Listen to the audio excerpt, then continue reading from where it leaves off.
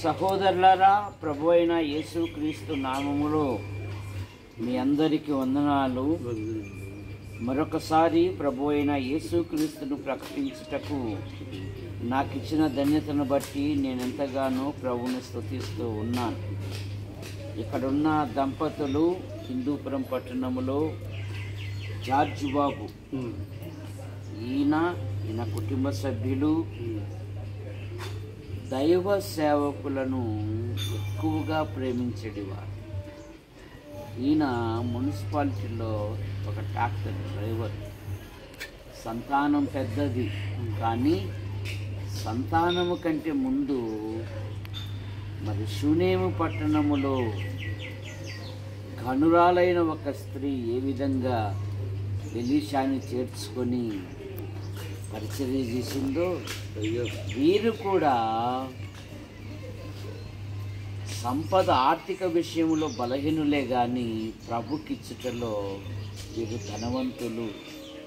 అందుకు హిందూపురం పట్టణంలో నేను వచ్చినప్పుడల్లా మరి కుటుంబంలో నేను ప్రార్థన చేసిపోతాను. ఈరోజు మనం కొన్ని విషయాలు ధ్యానం చేసుకుంటాం. ఆది కాండంలో ఒక మాట మనకు 26వ అధ్యాయము 28వ వచనములో, నిశ్చయముగా నేను నీకు తోడై ఉండేది. ఇస్సాకును గురించి అనేకమైన విషయాలు ఉన్నాయి. ఇస్సాకు పుట్టిన వెంటనే కుటుంబానికి సంతోషాన్ని కలుగజేశాడు. యవ్వనములో ప్రతిదినము పొలములు ధ్యానించువాడు, తండ్రికి విధేయుడు. ఇప్పుడు అన్యులు సాక్ష్యమిస్తున్నారు, నిశ్చయముగా దేవుడు నీకు తోడై ఉండుట మేము చూచితిమి. నిశ్చయముగా ఆయన మన మనవి ఆలకించు దేవుడు. కీర్తనలు 66:19.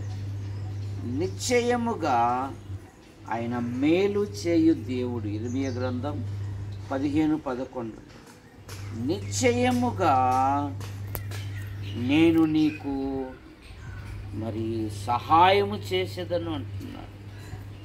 నిశ్చయముగా ఆయన మన రోగములను భరించాడు, నిశ్చయముగా ఆశీర్వదించాడు.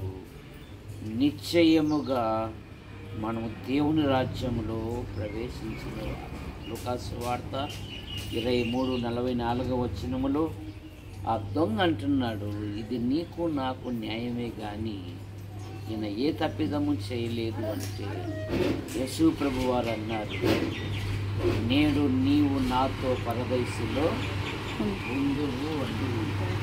కనుక